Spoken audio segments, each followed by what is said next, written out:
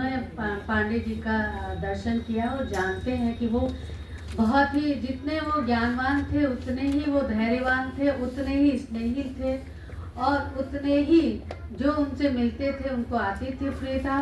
वो एक व्यक्ति नहीं, एक संस्था के रूप में थे। जब आप उनसे मिलिए तो लगता था कि हम किस व्यक्तित्व से मिल रहे हैं। और जब आप बात करिए तो वो हमेशा कहते थे कि अपने अंदर एक बच्चे को जीवित रखो, तभी आप आगे बढ़ सकते।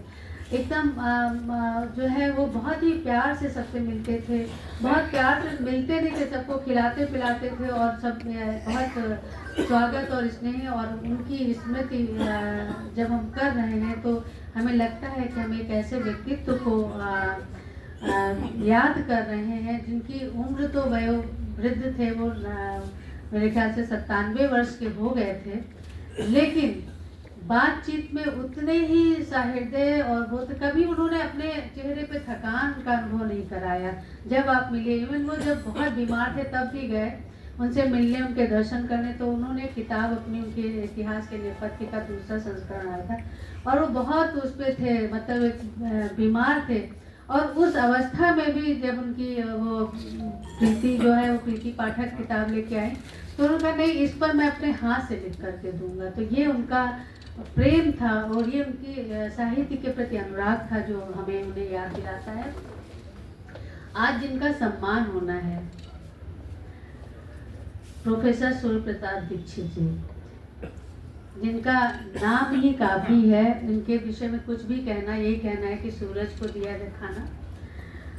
फिर भी थोड़ी सी बातें कि आपका जन्म 6 जुलाई 1938 को रायबरेली जनपद के बन्नावा गांव में हुआ था।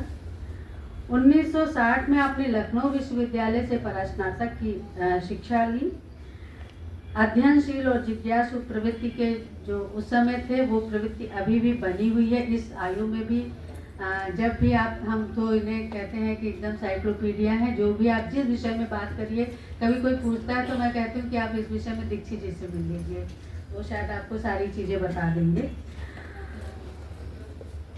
और शिक्षा के बाद आपकी नियुक्ति जब जोधपुर विश्वविद्यालय में हुई जुलाई 1963 में, और बाद में आप यहाँ पर लखनऊ में आ गए। जो आपका शोध का विषय था वो छायावाद का व्यवहारिक सौंदर्य शास्त्र था।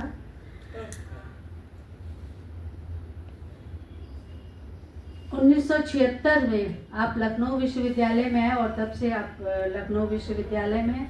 लखनऊ विश्वविद्यालय का जब आपने कार्यभार संभाला और जब आप विभागाध्यक्ष हुए, उस समय आपने बहुत सारे ऐसे कोर्स चलाए हिंदी के लिए। ये कहा जा सकता है कि हिंदी को रोजगार से जोड़ने का जो दायित्व था उसको आपने निभाया और बहुत सारे ऐसे क्रिएटिव राइटिंग और अनुवाद और प्रयोजनमूलक हिंदी जैसे कोर्स चले, जो जिससे कि हिंदी का जो प्रचार प्रसार हुआ, देश विदेश में उसकी प्रतिष्ठा बढ़ी और इसका श्रेय आपको जाता है। अभी भी बहुत सारी संस्थाओं में से आप जुड़े हुए हैं, सक्रिय हैं, निरंतर साहित्य की सेवा, समाज की सेवा, और हम सबको अपना आशीर्वाद प्रदान कर रहे हैं। और हम ये आशा करते हैं कि ये निरंतरता इसी तरह से बनी रहेगी और हम लोगों को वो ऐसे ही जो है स्नेह देते रहेंगे। अच्छा, एक चीज़ और भी, अगर नाराज़ भी होते तो भी मुस्कुरा के हो जाते हैं दीक्षित जी, तो ये बड़ी बात है। तो हम लोग पहचान नहीं पाते कि आप गुस्सा हैं कि हंस रहे हैं, तो ये भी आपकी खासियत है। और मुझे लगता है कि इसके लिए जोरदार तालियां होनी चाहिए, क्योंकि गुस्सा, प्रसन्नता भले ही आदमी ना जाहिर करे लेकिन गुस्सा जरूर जाहिर कर देता है। लेकिन सर की आदत है कि वो गुस्सा को छिपा करके प्रसन्नता जाहिर करते हैं। और हमारा पानी किया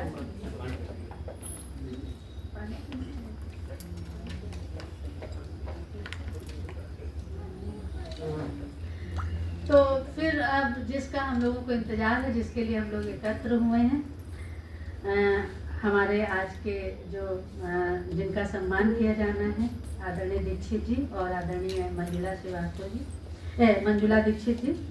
और मैं जो इस संस्थान में पांडे जी के परिवार से सक्षम और निशांत पाठक सक्षम और ये प्रीति पाठक हैं, हम उनको भी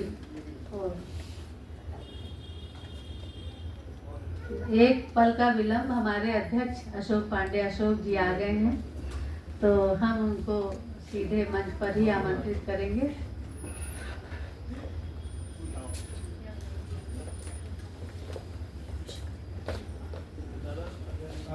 नवीन जी, अशोक पांडे अशोक जी को पहले सम्मानित कर दीजिए।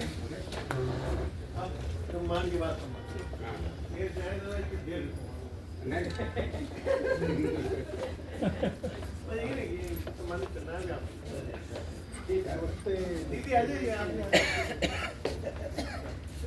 हमारे सम्मानित मंच के द्वारा अति सम्मानित आज के जो हमारे इस कार्यक्रम की अध्यक्षता करेंगे और हमारे आज के सम्मान को ग्रहण करके हम सबको गौरवान्वित करेंगे आदरणीय प्रोफेसर सूर्य प्रसाद दीक्षित जी।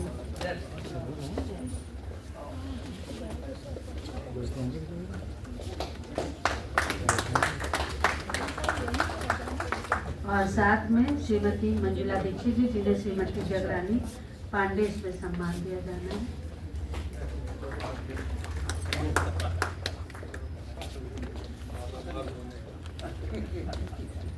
और प्रीति जी से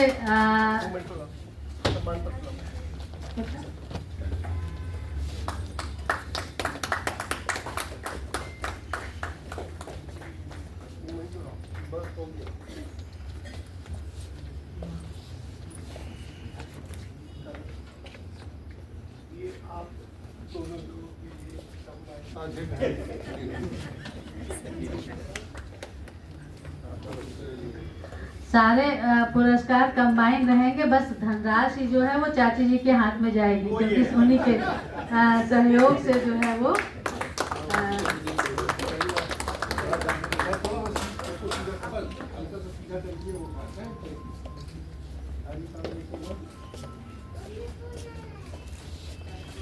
जिनके सहयोग से प्रोफेसर दीक्षित जी इतने उच्च शिखर को, सफलता के उच्च शिखर का संस्पर्श कर पाए हैं, तो सहयोग राशि उनको।